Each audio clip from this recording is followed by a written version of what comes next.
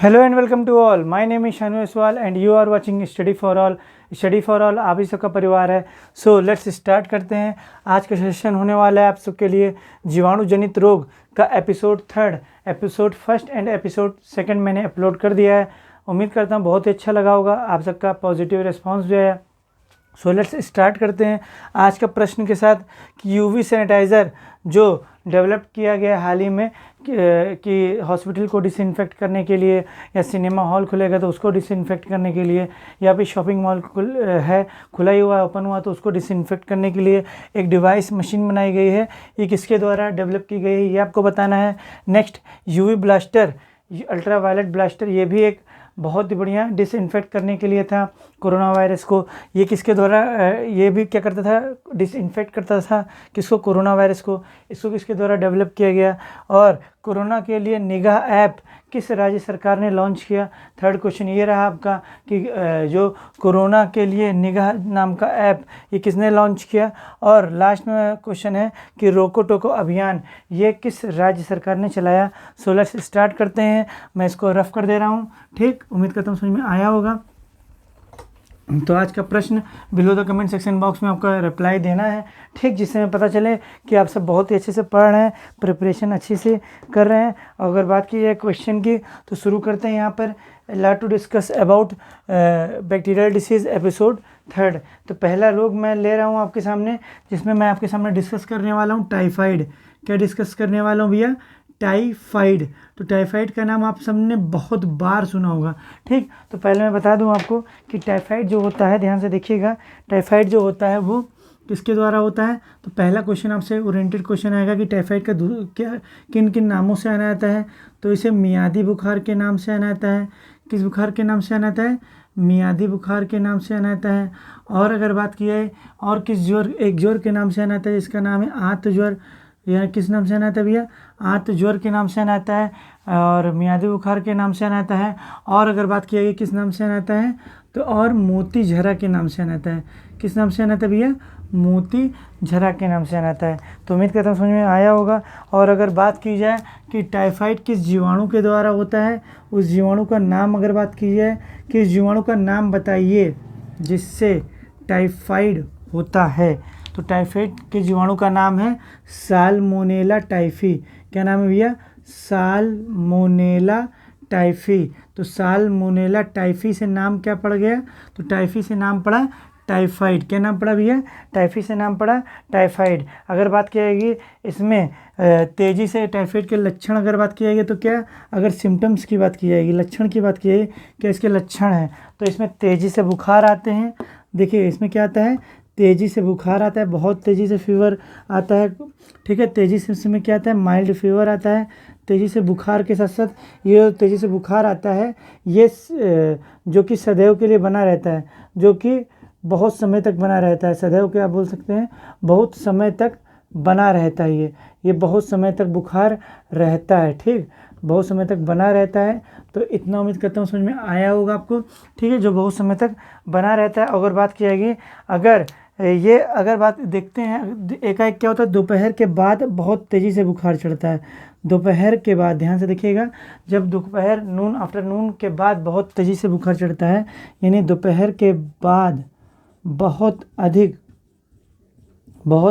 अधिक बुखार होता है, बहुत अधिक ज्वर होता है, यानी बुखार होता है. ठीक, इतना उम्मीद करता हूँ समझ में आ रहा होगा.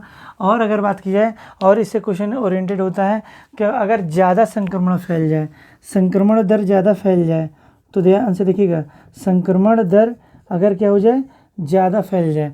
ध्यान से देखिएगा, संक्रमण दर ज़्यादा अगर हो जाए तो क्या होगा, आंत में छेद हो जाएगा. आंत में यानी छिद्र हो जाएगा. क्या हो जाएगा भैया, आंत में छिद्र. यानी एक क्वेश्चन और निकल रहा है कि इससे प्रभावित क्या होता है, तो आंत प्रभावित होती है. और सबसे ज़्यादा क्या प्रभावित होती है, तो सबसे ज़्यादा प्रभावित होती है छोटी आंत. तो सबसे ज़्यादा क्या प्रभावित होती है भैया, छोटी आंत प्रवाहित होती है। क्या प्रवाहित होती है? तो छोटी आंत प्रवाहित होता है। तो इतना उम्मीद करता हूँ समझ में आया होगा। ठीक, मियादी बुखार, इसका दूसरा नाम आंत ज्वर, मोती जरा। इस जीवाणु का नाम है साल्मोनेला टाइफी। टाइफी से नॉमिनेशन किया गया टाइफाइड। लक्षण क्या है? तेजी से बुखार का आना जो कि बहुत समय तक बना रहता है। नेक्स्ट, दोपहर के बाद बहुत तेज़ी से ज्वर आता है और संक्रमण दर इसमें ज़्यादा रहता है। और अगर बात की जाए और इसमें क्वेश्चन पूछा जाता है फैलता किसके द्वारा है, वाहक क्या है इसका? अगर बात की जाए वाहक क्या है इसका भैया, तो सबसे बड़ा वाहक इसका माना जाता है पानी। सबसे बड़ा पानी क्या होता है? यानी पानी थोड़ी ना, यानी दूषित पानी। दूषित पानी यानी दूषित जल पीने से होता है, या फिर आप दूध में पाई जाने वाली बैक्टीरिया से भी फैलता है। दूध में बैक्टीरिया से भी फैलता है। किसके द्वारा? बैक्टीरिया से फैलता है। ध्यान से, यानी बैक्टीरिया मतलब जीवाणु ही जनित रोग है, तो बैक्टीरिया द्वारा ये क्या होता है? फैलता है। तो इतनी उम्मीद करता हूँ समझ में आया होगा। इतना उम्मीद करता हूँ पूरा तरह से कंठस्थ हो रहा होगा। तो ये इसका वाहक सबसे बड़ा क्या है? पानी है। और सबसे तेज़ी से फैलता है किसके साथ है? दूध में बैक्टीरिया द्वारा ये फैलता है। क्या? टाइफाइड। और अगर बात की जाए कि उपाय क्या है इसका, ध्यान से देखिएगा। तो इसका उपाय देखो एक बार पूरा आ रहा है कि नहीं।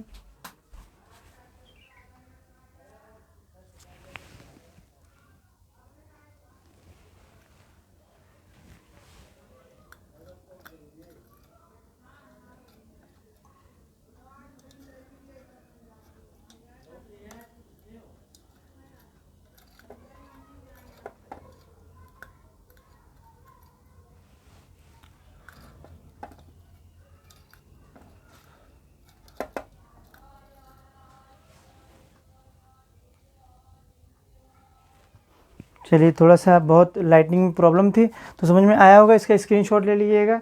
चलिए मैं आगे बढ़ता हूँ।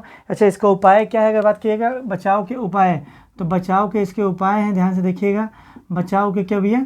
उपाय। तो इसके लिए आपको क्या लेना पड़ेगा? सबसे बड़ी बात है ओरल टाइफाइड वैक्सीन आती है इसकी।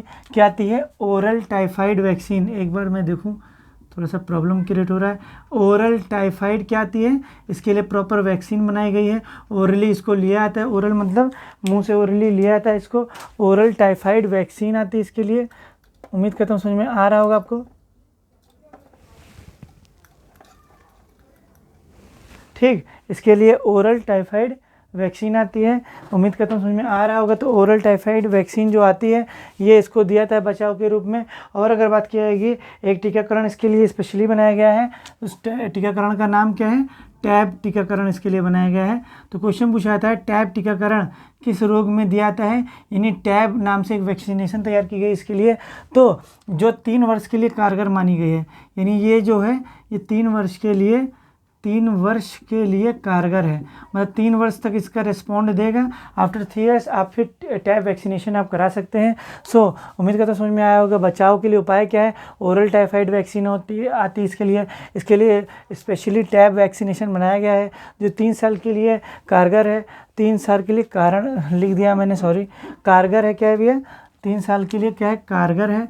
उम्मीद करता हूँ समझ में आ रहा होगा। तो टैब वैक्सीनेशन किसके लिए दी जाती है? तो ये टाइफाइड के लिए दी जाती है। ठीक, अगर बात की कोई औषधि की बात की जाए तो देखिए इसके लिए प्रसिद्ध औषधि अगर बात की गई यानी दवा, प्रसिद्ध औषधि, तो इसके लिए होता है क्लोरमाइसेटिन। क्या नाम होता है इस दवा का? क्लोरमाइसेटिन। क्लोरमाइसेटिन अगर बात की जाएगी, क्लोरमाइसेटिन नामक औषधि किस रोग में दी जाती है? तो ये दी जाती है टाइफाइड के लिए दी जाती है। किसके लिए दी जाती है भैया? टाइफाइड के लिए दी जाती है। अच्छा, बात की जाएगी इस जीवाणु का पता किसने लगाया? तो इस जीवाणु का पता अगर बात की जाएगी साल्मोनेला, इस जीवाणु के द्वारा तो होता है। साल्मोनेला टाइफी के द्वारा तो होता है। तो साल्मोनेला टाइफी के इस जीवाणु का पता अगर बात की जाए किसने लगाया, तो अगर क्वेश्चन पूछा है पेपर में आ भी सकता है और आता भी रहता है कि जीवाणु का पता किसने लगाया। सो इस बैक्टीरिया की डिस्कवरी की थी रोबर्थ ने किया था। किसने किया था भैया? रोबर्थ ने किया था। तो इसको बिल्कुल राइट डाउन कर लीजिएगा। तो साल्मोनेला टाइफी की खोज किसने किया? इन्होंने पता लगाया कि साल्मोनेला टाइफी से ही टाइफाइड नामक डिसीज़ होती है। इस जीवाणु का पता रोबर्थ ने लगाया। और अगर बात की जाए कि इसके लिए कौन सा टेस्ट कराना चाहिए, तो इसके लिए टेस्ट की बात की जाएगा। टेस्ट कि हमें मान लीजिए अगर हमें लग रहा है कि हमें ऐसे तेज़ी से बुखार आता है, दोपहर के बाद बुखार तेज़ी से हो जाता है, तो टाइफाइड होने का खतरा रहता है। बट कोई ज़रूरी नहीं कि टाइफाइड हो, उसके लिए टेस्ट कराना पड़ेगा, टेस्टिंग करानी पड़ेगी। ठीक, उस टेस्ट का नाम है, आपने नाम सुना होगा विडाल टेस्ट। किस टेस्ट का बात कर रहे हैं? विडाल। तो क्वेश्चन पूछा गया था कई बार कि विडाल टेस्ट किस बीमारी के लिए किया जाता है, किस बीमारी का पता करने के लिए किया जाता है? तो टाइफाइड होने का पता लगाता है विडाल टेस्ट। अच्छा, इसकी खोज किसने किया था? तो ध्यान से देखिएगा, जॉर्ज फर्नार्ड विडाल ने किया था। इसकी खोज किसने किया था? George Fernand Widal. क्या नाम है? George Fernand Widal. तो विडाल इनका लास्ट का नाम लेके इस टेस्ट का नाम दे दिया गया विडाल टेस्ट, जो कि कब किए थे ये खोज? 1896 में। इन्हें डिस्कवर कब किए थे ये? तो 1896 में इन्होंने डिस्कवर किया था किस टेस्ट को? विडाल टेस्ट को। विडाल अपने नाम से नामकरण किया इन्होंने। क्या नाम था इसका पूरा? तो इसका नाम था पूरा इनका नाम क्या था? George Fernand Widal. तो इतना उम्मीद करता हूँ समझ में आया होगा। अब इसको मैं रफ कर दे रहा हूँ, ठीक? इतना समझ में आया होगा। अच्छा, एक और क्वेश्चन पूछा जाता है कि ये सबसे पहले अगर बात की है कि किसको हुआ था, तो मैरी नाम से मेलन। क्या नाम है भैया? Mary Mallon. क्या नाम है? मैरी, नाम इनसे कभी बहुत होता है। मैरी मेलन नामक की एक रसोइया थी। रसोइया मतलब किचन का काम करती थी, मतलब कि रसोई घर, मतलब कि किचन होता है घर में, तो वो किचन का काम करती थी, यानी खाना बनाती थी। तो मैरी मेलन नाम की रसोइया थी, जिसका उपनाम आपने नाम सुना होगा टाइफाइड मैरी। इसका उपनाम मतलब निक नेम जिसे बोलते हैं ना, टाइफाइड मैरी नाम था इसका। क्या नाम था? Typhoid Mary. तो पता चला कि सबसे पहले इस बीमारी को हुई, ये जो बीमारी है टाइफाइड, तो इस मैरी मेलन नामक रसोइया को हुई, तो इसका उपनाम जो कि था टाइफाइड मैरी, तो इसी का नाम ले लिया गया टाइफाइड, ऐसा भी कहा जाता है, ठीक? तो इतना उम्मीद करता हूँ समझ में आ रहा होगा। तो मैरी मेलन ही वो रसोइया था जिसे पहले टाइफाइड नामक रोग हुआ। सो बहुत कुछ जानने को मिला होगा इसमें, इससे ज़्यादा कहीं कुछ पेपर में आएगा नहीं। इतना पूरा मैंने डिटेल में आपको मैंने आपको कवर करा दिया है। इस टॉपिक को मैंने इसको कवर कर दिया है। सो मिटा देता हूँ, अब इसका स्क्रीनशॉट ले लीजिएगा, ठीक है? स्क्रीनशॉट लेते जाइए। और अब दूसरे रोग की ओर बढ़ते हैं। दूसरे रोग में आपको मैं बताऊंगा, एक आपका काली खांसी होगा और दूसरा जो होने वाला है आपके लिए निमोनिया। तो काली खांसी और निमोनिया, जो कि हर कॉम्पिटिटिव एग्जाम्स में निमोनिया तो पूछा ही जाएगा। काली खांसी, तो देखिएगा ध्यान से, काली खांसी। तो अगर बात की काली खांसी की, तो काली खांसी का दूसरा नाम क्या है? तो इसको कुक्कुर खांसी भी बोलते हैं। ध्यान से देखिएगा, कुक्कुर खांसी, कुक्कुर मतलब कुत्ता, इसका मतलब निकल रहा है कुत्ते ऐसी खांसी नहीं। कुक्कुर खांसी इसलिए पड़ी कि इसमें खांसी बहुत देर तक आती है और बहुत तेज़ से आती है। तो जब इतना खांसेंगे और इतना तेज़ी से खांसेंगे और देर तक खांसेंगे तो आपको हाफ भी छूटेगा, और हाफता कौन है? कुत्ता। इसीलिए इसका नाम रख दिया गया है कुक्कुर खांसी। अच्छा, बात की जाए उस जीवाणु का नाम क्या इसके द्वारा होता है, तो उस जीवाणु का नाम अगर पूछ लिया है, क्या पूछ लिया भैया कि उस जीवाणु का नाम ज़रा बता दीजिए जिसके द्वारा काली खांसी यानी कुक्कुर खांसी नामक रोग होता है। तो उस जीवाणु का नाम है बोर्डेला। ध्यान से देखिएगा, बोर्डेला पर्टुसिस। क्या नाम है? बोर्डेला पर्टुसिस। और अगर बात की जाए प्यार से, और इसका दूसरा नाम अगर बात की है, तो दूसरा नाम क्या है? होमोफिलस पर्टुसिस। क्या नाम है? होमोफिलस पर्टुसिस। दोनों आपको बहुत अच्छे से पढ़ना पड़ेगा, याद करना पड़ेगा। होमोफिलस पर्टुसिस आप पढ़िए, तो मैं वीडियो बनाता जाऊंगा, आप पढ़िए, तो पूरी डिटेलिंग में पढ़ाऊंगा, इससे ज़्यादा कहीं आने वाला नहीं है, ठीक है? आप पढ़ते जाइए, समझते जाइए। सो उम्मीद करता हूँ समझ में आ रहा होगा आपको। अच्छा, बात की जाए लक्षण क्या होता है? बच्चों में अधिक अगर बुखार देखने को मिलता है, अधिक लगातार तेज आने वाली खांसी होती है इसमें। ध्यान से देखिएगा, सॉरी बुखार मैंने बोल दिया। बच्चों में क्या होता है? बच्चों में बहुत अधिक खांसी आती है। सबसे ज़्यादा बच्चों को ज़्यादा प्रभावित करता है, बहुत अधिक खांसी आती है, बहुत अधिक खांसी आती है। और जो खांसी होती है बहुत तेज़ आती है, बहुत तेज़ी से आती है, बहुत तेज़ से खांसी आती है। तो बच्चों में सबसे ज़्यादा इसको सिम्टम्स देखने को मिलता है, बहुत तेज़ी से खांसी आती है और बहुत देर तक आती है, ठीक है? बहुत अधिक आती है, मतलब बहुत देर तक आती है और तेज़ी के साथ साथ आती है। अगर और बात की जाएगी कि इसके होने का कारण क्या है, तो ध्यान से देखिएगा, होने का कारण अगर पूछ लिया है कि भैया बता दीजिए कि इसका कारण क्या है होने का, तो इसका अगर बात की है होने का कारण क्या है, तो ध्यान से देखिएगा, इसका दूषित भोजन करने से, किसके द्वारा क्या करने से?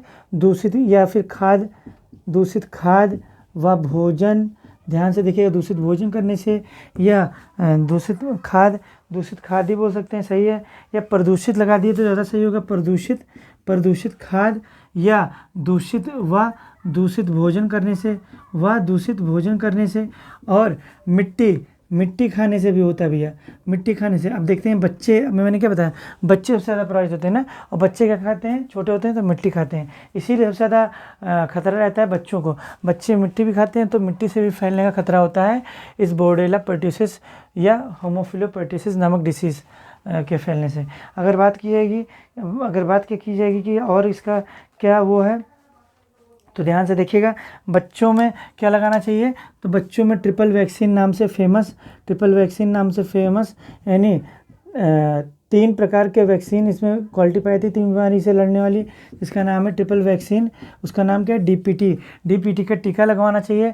किसका टीका लगवाना चाहिए भैया, डीपीटी का टीका लगवाना चाहिए। अब मैंने बताया था ना P4 क्या होता है, पर्ट्यूसिस। P4 क्या है, पर्ट्यूसिस, और पर्ट्यूसिस को ही बोलते हैं हम काली खांसी। तो बच्चों को कौन सा टीका लगाना चाहिए, तो प्रॉपर डीपीटी का वैक्सीनेशन करना चाहिए। अब इसमें आपको below the comment section box बताना है कि डी का फुल फॉर्म क्या होता है और टी का फुल फॉर्म क्या होता है, मैंने पढ़ाया है प्रीवियस की वीडियो में। और अगर बात की जाए कि इसमें कौन सी इसमें एक एंटीबायोटिक दी जाती है जो फेमस है, तो इसके लिए फेमस एंटीबायोटिक होती है, क्या होती है, फेमस एंटीबायोटिक होती है। उस एंटीबायोटिक का नाम क्या, अगर बात की जाए उसका नाम ज़रा बता दीजिए क्या होता है, तो एरिथ्रोमाइसिन। तो इसके लिए फेमस एंटीबायोटिक का नाम क्या भी है, एरिथ्रोमाइसिन। तो इतना उम्मीद करता हूँ तो समझ में आया ही होगा आपको। तो फेमस एंटीबायोटिक का नाम क्या है, एरिथ्रोमाइसिन। सो बहुत कुछ जानने को मिला होगा। अब नेक्स्ट डिसीज़ की ओर बढ़ते हैं, जिसका नाम है निमोनिया। क्या नाम है भैया, निमोनिया। इसके स्क्रीनशॉट ले लिए होंगे। तो बोर्डेला पर्ट्यूसिस, ठीक, और या फिर होमोफिलस पर्ट्यूसिस के द्वारा होता है, प्रदूषित खाद या दूषित भोजन, ठीक है, या मिट्टी के द्वारा फैलता है, ठीक है। और अगर बात की जाएगी कि काली खांसी से प्रभावित क्या होता है, तो हृदय भी लगा सकते हैं और गला तो प्रभावित ही होगा। अब बढ़ते हैं किस बीमारी की ओर, तो बीमारी का नाम है भैया, बहुत खतरनाक बीमारी, पेपर में अब जरूर आएगा, इसको वेरी मोस्ट इंपॉर्टेंट लगा लिएगा पेपर में, ठीक, निमोनिया। बीमारी का नाम क्या भैया, निमोनिया, ठीक। निमोनिया को हम किस जीवाणु से होता है, तो उस जीवाणु का नाम बता दिए भैया कि जिसके द्वारा निमोनिया नामक रोग होता है। तो जीवाणु का नाम है, पहला नाम बता देता हूँ, स्ट्रेप्टोकोकस निमोनी। ये लोग नहीं पढ़ते हैं ये वाला नाम, ठीक है, स्ट्रेप्टोकोकस निमोनी। इसके 2 बैक्टीरिया के नाम है। आपको दिख रहा होगा, जैसे टाइफी से टाइफाइड रखा गया, वैसे निमोनी से निमोनिया रखा गया, ठीक। स्ट्रेप्टोकोकस निमोनी से होता है, या फेमस इस जीवाणु का नाम सबने सुना होगा, डिप्लोकोकस निमोनी। तो दोनों आपको याद करके चलना है। स्ट्रेप्टोकोकस जरूर ध्यान से दीजिएगा, याद कीजिएगा, डिप्लोकोकस निमोनी, दोनों आपको मुँह ज़बानी याद होना चाहिए, ठीक। तो उस जीवाणु का नाम बता दीजिए भैया जिससे निमोनिया नामक रोग होता है, तो स्ट्रेप्टोकोकस निमोनी और डिप्लोकोकस निमोनी। इसमें क्या होता है, फेफड़ा प्रभावित होता है। क्या प्रभावित होता है, तो इसमें प्रभावित क्या होता है, बात की जाएगी तो प्रभावित होता है भैया, क्या भैया प्रभावित होता है, फेफड़ा। अब ध्यान दीजिए, फेफड़ा से ही सांस लेते हैं, क्या लेते हैं, फेफड़े से ही तो हम सांस लेते हैं, लंग से तो सांस लेते हैं। पहले जब कोरोना वायरस आया था तो लोग सोच रहे थे निमोनिया ऐसे तो लक्षण है, but this is totally different, ठीक। तो इसका नाम दिया गया निमोनिया है भैया। तो इसमें क्या होता है, सांस लेते हैं हम निमोनिया से, तो इसमें क्या होगा, जब ना रहेगा बाँस तो ना बजेगी बाँसुरी। तो प्रभावित है तो फेफड़ा से हम सांस लेते हैं, तो सांस लेने में क्या होगी भैया, तो सांस लेने में सीधी सी बात है पीड़ा होगी, सांस लेने में क्या होगी, पीड़ा होगी। इतना उम्मीद करता हूँ समझ में आया होगा, सांस लेने में पीड़ा होगी। ध्यान दीजिएगा, इसमें तीव्र ज्वर आता है, ठीक है, साथ साथ क्या आता है, इसमें तीव्र ज्वर भी आता है, ठीक। तीव्र ज्वर मतलब तेज़ी से बुखार आता है, साथ साथ ठंडी भी लगती है, क्या लगती है, ठंडी भी लगती है पेशेंट को।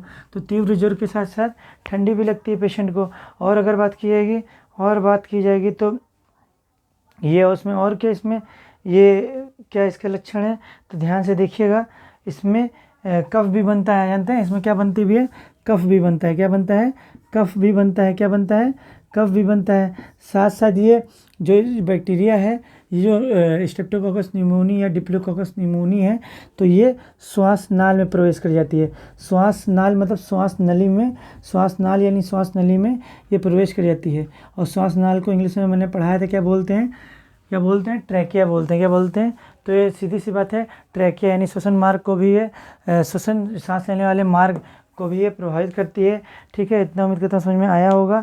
और इसमें क्या होता है, होठ तथा ना ज़्यादा संक्रमण फैल गया, यदि ज़्यादा संक्रमण हो गया यानी हाईली इन्फेक्शन हो गया, तो सबसे बड़ा इसका लक्षण और है, ध्यान से देखिएगा, इसमें अगर ज़्यादा संक्रमण फैल गया तो जो होंठ होता है और जो नाखून होता है, क्या होता है भैया, होंठ और नाखून ये दोनों क्या होते हैं भैया, नीले दिखने पड़ते हैं, दिखाई देने लगते हैं। क्या दिखाई देने लगते हैं, नीले दिखाई देने लगते हैं। तो होंठ और जो नाखून है वो नीले दिखाई देने लगते हैं। अगर हाईली इन्फेक्शन है यानी संक्रमण का दर अगर बढ़ जाएगा तो इसमें क्या होगा, इसमें होगा क्या कि होंठ और नाखून नीले दिखाई देने लगे।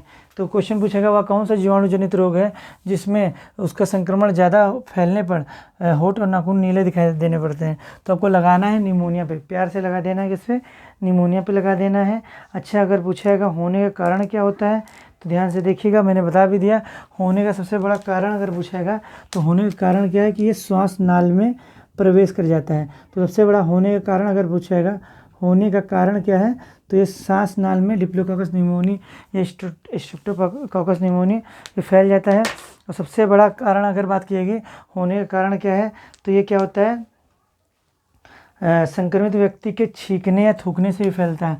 तो होने का सबसे बड़ा कारण क्या है, संक्रमित व्यक्ति के, ध्यान से देखिएगा, संक्रमित व्यक्ति के, ध्यान से देखिएगा, संक्रमित व्यक्ति अगर क्या दे, छींक दे, छींकने से या स्पिट करने से यानी थूकने से भी ये फैलता है। अगर स्नीजिंग कर दे, मान लो अगर कोई पेशेंट है निमोनिया से पीड़ित व्यक्ति है, तो अगर छींक दे या खांस दे तो भी ये फैल जाता है।